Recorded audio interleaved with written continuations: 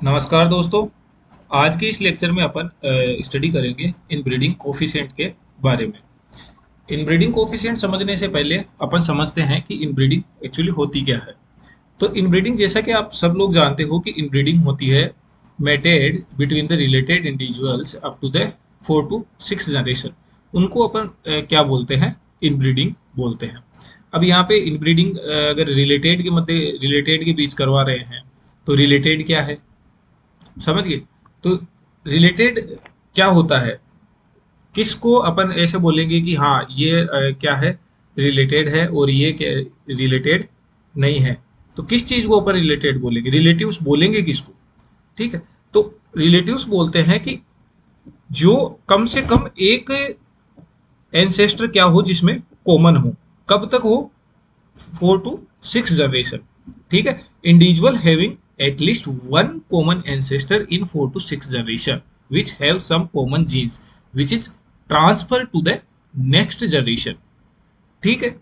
तो रिलेटिव्स का मतलब आपको पता है यहाँ पे क्या होता है कि इंडिविजुअल, देखो आपको लिखवा देता हूं यहाँ पे मैं कि individual having at least one common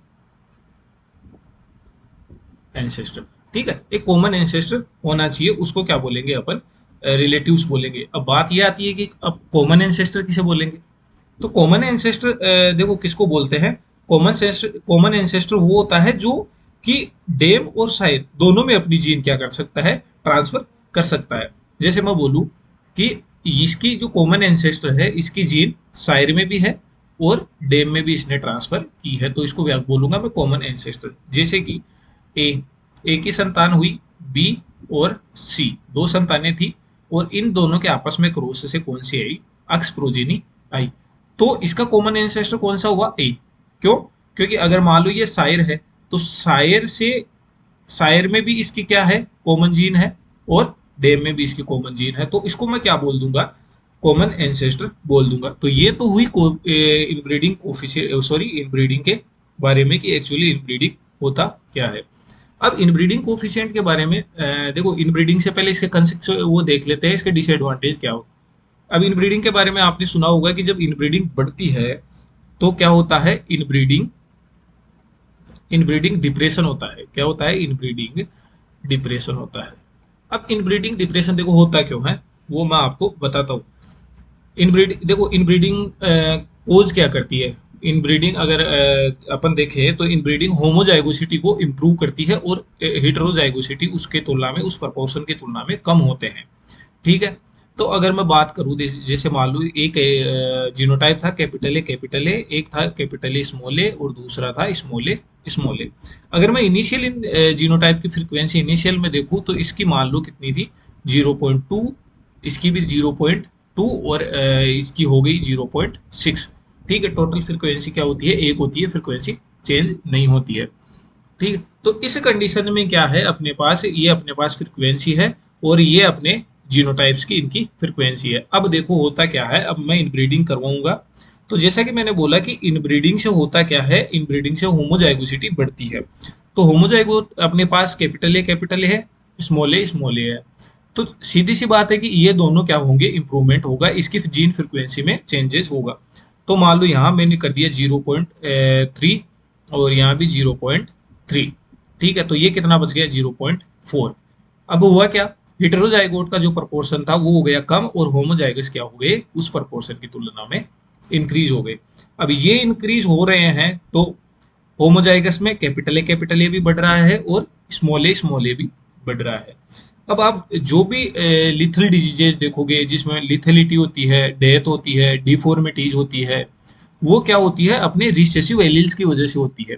अब हिटेरोजाइगोट्स में ये होता है कि हमेशा डोमिनेंट अपना प्रभाव दिखाता है, इसके कारण जो रिसेसिव जो एलील है वो अपना प्रभाव व्यक्त नहीं कर पाता है। तो उस कंडीशन में क्या होता है? कोई भी हार्मफुल इफेक्ट नहीं होता है। अब अपन स्मॉल ए हो रहा है तो इस कंडीशन में क्या होगा कि जो लिथल जीन है वो क्या होगी? अपने आप को एक्सप्रेस करेगी, और जब लिथल जीन अपने आप को एक्सप्रेस करेगी वो जीन, तो उसकी वजह से क्या होगी, इंडिविजुअल की डेथ भी हो सकती है। ठीक है, उसमें डिफॉर्मिटीज भी हो सकती है। डिफॉर्मिटीज में जैसे आ गया अपना जो बच्चा पैदा हुआ वो नॉर्मल नहीं था, मॉन्स्टर टाइप का हो गया। ठीक है, फिर अबॉर्शन भी हो सकता है, स्टिल बर्थ भी हो सकता है। तो ये सारी क्या है, ये सारी कॉम्प्लेक्सिटी आ जाती है उसमें। एक तो हो जाता है कि उसमें लिथलता बढ़ जाती है क्योंकि स्मॉल ए की फ्रिक्वेंसी बढ़ जाएगी। दूसरा होता है कि एनवायरनमेंट के प्रति सेंसिटिविटी भी बढ़ जाती है।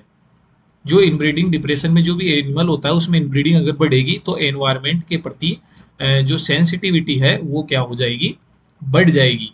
अब एनवायरनमेंट के प्रति सेंसिटिविटी बढ़ गई, इसका मतलब क्या है कि उसकी जो इम्यून सिस्टम है, उसका इम्यून सिस्टम क्या हो गया, कमजोर हो गया। अब इम्यून सिस्टम कमजोर हो गया तो आसानी से उसको डिजीज हो सकती है और आसानी से उसकी डेथ भी हो सकती है। तो उस कंडीशन में भी अपने क्या है, जो हर्ड की जो भी अपन फार्म खोल रखा है तो उसमें इनब्रीडिंग के कारण डेथ हो जाएगी।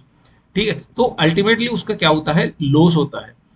तो अब कितनी इनब्रीडिंग हुई है ताकि अपन सेफ जोन में रहे, उस इनब्रीडिंग को मेजर करने के लिए अपन क्या करते हैं, इनब्रीडिंग कोफिशिएंट बोलते हैं उसको। जब अपन इनब्रीडिंग उसको मेजर करेंगे, इनब्रीडिंग को कि कितनी इनब्रीडिंग है, तो वो किसके रूप में मेजर करेंगे, अपन इनब्रीडिंग कोफिशिएंट के रूप में।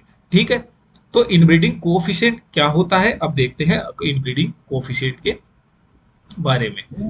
ठीक है, अब इनब्रीडिंग कोफिशिएंट देखो होता क्या है। इनब्रीडिंग कोफिशिएंट डेफिनेशन है इसकी, define it is a defined as the probability of two alleles at a locus in an individuals are identical by descent. इसका मतलब क्या है, देखो इसका मतलब ये है कि देखो लोकस, सबसे पहले लोकस क्या होता है, लोकस अपना होता है कि जहां पर अपने एलिल्स प्रेजेंट होते हैं।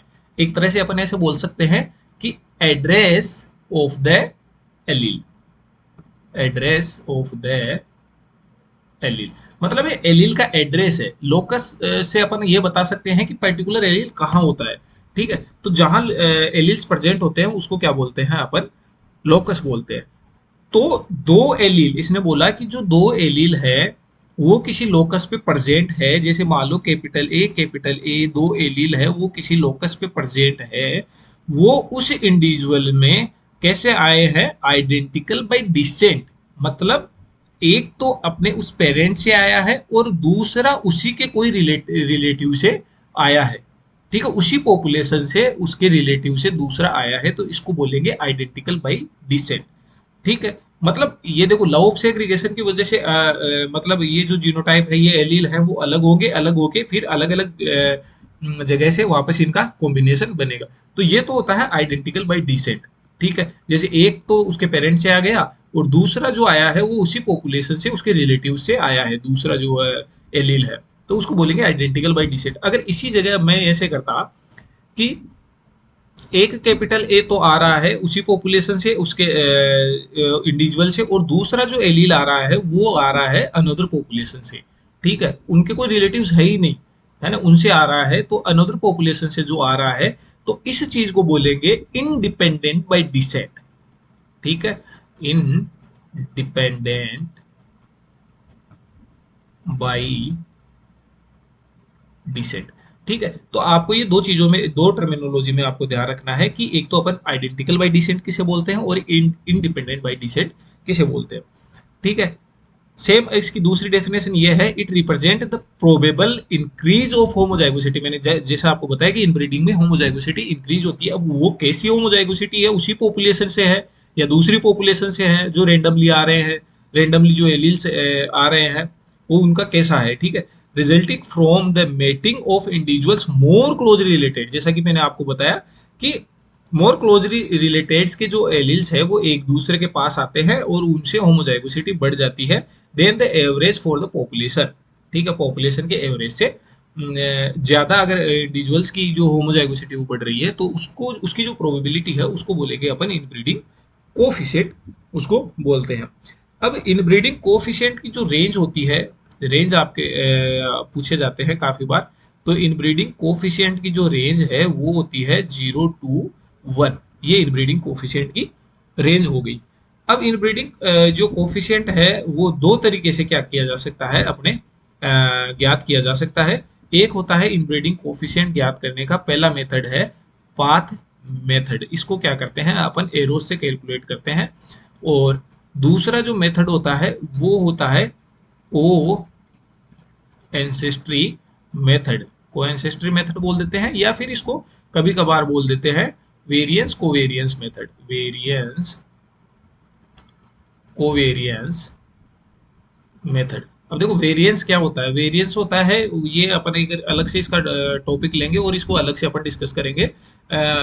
वैसे यहाँ पे बता दूं कि जो जो भी वेरिएशन है उसको मेजर अपन वेरिएंस के रूप में करते हैं, उसको जो एक्सप्रेस करते हैं वो वेरिएंस के रूप में करते हैं। जो भी अपने पास वेरिएशंस होते हैं इंडिविजुअल टू इंडिविजुअल, ठीक है, वो किसकी वजह से होते हैं, वो फिनोटाइप में इन्वायरमेंट की वजह से भी हो सकते हैं, जीनोटाइप की वजह से भी हो सकते हैं उसके वेरिएशन एक पर्टिकुलर इंडिविजुअल में जो फिनोटिपिकली क्या होते हैं एक्सप्रेस होते हैं।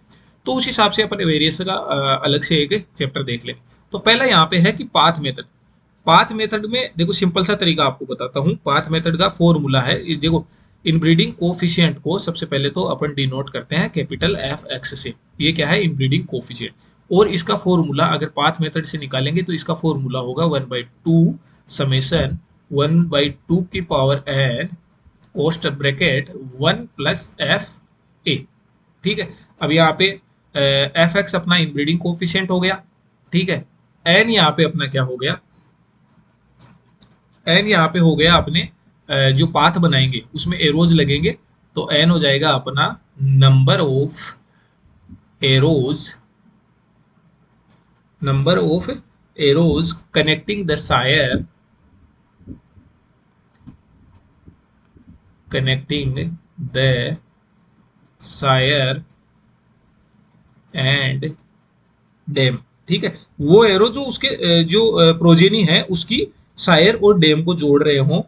डेम ऑफ इंडिविजुअल, कोई भी इंडिविजुअल ले लेते हैं यहाँ पर, इंडिविजुअल अक्स मान लो, इंडिविजुअल अक्स थ्रू द कॉमन एंसेस्टर। ये लाइन अपन को याद रखनी है, थ्रू द कॉमन एंसेस्टर। ठीक है, कॉमन एंसेस्टर मतलब एक कॉमन एंसेस्टर के द्वारा सायर और डेम को जितने भी एरो जोड़ रहे हैं उनकी जो संख्या है उसको क्या बोल देंगे अपन, एन बोलते हैं। ठीक है, एफ ए क्या है यहाँ पे, एफ ए हो जाएगा यहाँ पे inbreeding coefficient of common ancestor, inbreeding coefficient of A common ancestor. ठीक है, ये अपना मोटा मोटा ये हो गया। अब देखो अपन एक एग्जांपल लेते हैं, उसकी सहायता से अपन समझते हैं कि एक्चुअली ये पाथ मेथड निकालते कैसे हैं। जैसे मैं आपको एक पाथ देता हूं, ए की संतति हो गई बी, बी की संतति सी, सॉरी ए की संतति बी, सी और डी। इससे जो बच्चा हुआ वो था ई, यहाँ पे मैं एफ, और इन दोनों का ये एक कॉमन पेरेंट मैंने यहाँ पे कर दिया। ठीक है, और इन दोनों के कॉम्बिनेशन से जो हुआ उसको बोल देंगे अपन अक्स। ठीक है, तो अपन को जो प्रोजेनी है अक्स उसकी क्या करनी है, इनब्रीडिंग कोफिशिएंट उसका मेरे को देखना है कि एफ एक्स का इनब्रीडिंग कोफिशिएंट कितना है, ये मेरे को ज्ञात करना। तो पाथ मेथड में जैसे कि मैंने आपको बताया कि पहले तो देखते हैं अपन पाथ बन कौन कौन से रहे हैं जो कि एक कॉमन एंसेस्टर को उससे कनेक्ट कर रहे हैं। देखो कॉमन एंसेस्टर क्या होगा, हमेशा ध्यान रखना, कॉमन एंसेस्टर जिससे भी एक या सॉरी दो या दो से अधिक एरोज निकल रहे हैं वो आपका कॉमन एंसेस्टर होगा। जिससे खाली एक एरो निकल रहा है वो आपका कॉमन एंसेस्टर नहीं होगा। तो यहाँ पे कॉमन एंसेस्टर देखो आप कितने हैं, ए इससे 3 तीर निकल रही है तो ये कॉमन एंसेस्टर है। ठीक है, सी तो ये भी कॉमन एंसेस्टर हो सकता है इन कंडीशन। ठीक है, तो इसमें देखो अपन कैसे एक बार वो देखते हैं। तो अपन इसमें एक टेबल बना लेते हैं। अपन मैं पाथ देखूंगा, पाथ में फिर नंबर ऑफ एरोज देखूंगा, क्योंकि अपन को समेशन करना है ना 1/2 का। ठीक है, ये हो जाएगा 1/2 की पावर एन कितनी होगी वो देखूंगा। यहाँ पे ये एन मैं यहाँ ले लेता हूँ। ठीक है, तो ये हो गया। अब देखो पाथ कौन कौन सा है, एक तो पाथ हो गया एक से बी कनेक्ट हो रहा है, बी से ई कनेक्ट हो रहा है। ठीक है, देखो नंबर ऑफ एरोज अपन यहाँ से देखो सायर देखो, इसको मैं सायर ले लेता हूँ और इसको मैं डेम ले लेता हूँ, तो मेरे को इसका जो एफ एक्स है, एक्स का इंडिविजुअल का जो प्रोजेनी है इसका ज्ञात करना है। तो मैंने एन बताया था आपको कि इसकी जो सायर और डेम है उसको कॉमन एंसेस्टर के द्वारा इस सायर को कनेक्ट करवाना है। जैसे मैं यहाँ से चला, ई से बी तक गया, बी से फिर ए तक, बी से फिर ए तक गया, ए से डी तक गया और डी से फिर वापस एफ आ गया। मतलब मैंने इसको कनेक्ट करवा दिया। ये पोर्शन अपन जब इसका ज्ञात कर रहे हैं तो ये पोर्शन अपन को नहीं लेना है, ये एरोज अपन को नहीं लेने हैं। तो मेरे पास एक पाथ तो बनता है, ए से मैंने बी भी है और ई भी है, ठीक है, इधर डी है और एफ है, एक तो ये हो गया। दूसरा ये हो गया, ए से गए डी तक, डी से एफ और इधर सी और फिर ई, एक ये अपने पास ये हो गया, ठीक है। तो ए से कौन सा हो गया, सी हो गया, ई हो गया और इधर डी और एफ कॉमन हो गया, ठीक है। ये दो पाथ बन गए, ठीक है। अब एक हो सकता है ए से सी और एफ कनेक्ट हो, एक ये हो सकता है कि ए से सी हो गया, सी से एफ हो गया, फिर ए से बी और बी से ई और फिर वो अक्स को कनेक्ट कर रहे हैं, ठीक है। तो ये भी अपने पास एक पॉसिबिलिटी है। तो सारी पॉसिबिलिटी अपन यहाँ लिख लेते हैं। तो ए से सी और सी से एफ, ठीक है, ए से बी और बी से ई, ये अपन ने यहाँ पे लिख लिया। अब एक सी वाला भी तो है, मैंने बताया इस कॉमन एंसेस्टर, एक तो ये हो गया, एक ये हो गया कि सी से ई है और ई से फिर वापस एफ कनेक्ट कर रहा है, सायर को डेम से कनेक्ट कर रहा है, सी भी कनेक्ट कर रहा है, ठीक है। तो सी का लिख लूंगा मैं ई बी और एफ बी, सॉरी हाँ एफ बी, ये इसके कॉमन एंसेस्टर बीच में लिख दिए और बाकी के जो एरोज वो मिला रहे थे वो इनको मैंने साइड में लिख दिया, ठीक है। तो ये कितने हैं एरो, चार, इसमें नंबर ऑफ एरो चार, इसमें नंबर ऑफ एरो चार और इसमें दो। तो वन की पावर, सॉरी इसकी पावर चार, तो इसका मतलब वन की power 16, one divided by 16, one divided by 16 और यहाँ पे वन डिवाइडेड बाई 4, ये हो जाएगा। अब इनका टोटल सम करना है अपन को, ठीक है। तो यहाँ पे जो समेशन 1/2 की पावर n जो अपने पास आएगा वो कितना आ जाएगा, इनका अगर आप समेशन करोगे तो ये आ जाएगा 7/16, ठीक है। अब जैसे कि मैंने आपको ऊपर फॉर्मूला बताया था उसमें ये अपने पास आ गया 7/16। अब एफ ए की वैल्यू कॉमन एंसेस्टर का इनब्रीडिंग कोफिशिएंट, इनब्रीडिंग कोफिशिएंट तो तब निकालेंगे ना जब अपन को कॉमन इसके माता पिता पता हो, एक के माता पिता अगर अपन को पता है उसी कंडीशन में कॉमन एंसेस्टर आएगा, ठीक। सॉरी इनब्रीडिंग कोफिशिएंट निकालेंगे, इनब्रीडिंग करवा किसके रहे अपन को पता ही नहीं है किसके मतलब ये किसकी प्रोजेनी है, तो इसके पेरेंट्स नहीं पता, तो एफ ए की वैल्यू उस कंडीशन में कितनी हो जाएगी, 0 हो जाएगी, ठीक है। तो अब एफ एक्स में अपन इसका मान रख देते हैं, तो इसका हो जाएगा एफ एक्स 1/2, समेशन का मान अपने पास, समेशन 1/2 की पावर n का मान अपने पास था 7/16 और 1 + 0, ठीक है। तो उस कंडीशन में एफ एक्स का मान कितना आ जाएगा, 7/32, यह आपका इनब्रीडिंग कोएफिशिएंट हो गया। तो ये था अपने आज के लेक्चर के बारे में। अपन ने पहला मेथड डिस्कस किया वो था पाथ मेथड। वेरिएंस कोवेरिएंस, अगर आपको लगता है कि सच में मेरे को वेरिएंस और कोवेरिएंस भी बताना चाहिए तो आप बेशक एक वीडियो में आपको अलग से बना दूंगा, वो थोड़ा बड़ा मेथड है कोइंसिस्टरी से अपन को। तो आप कमेंट करके ज़रूर बताइएगा कि आपको नीड है कि नहीं है। अदरवाइज अपन इस लेक्चर को यहीं ख़त्म करते हैं। तब तक के लिए जय हिंद, जय भारत, मिलेंगे अपन नेक्स्ट लेक्चर में।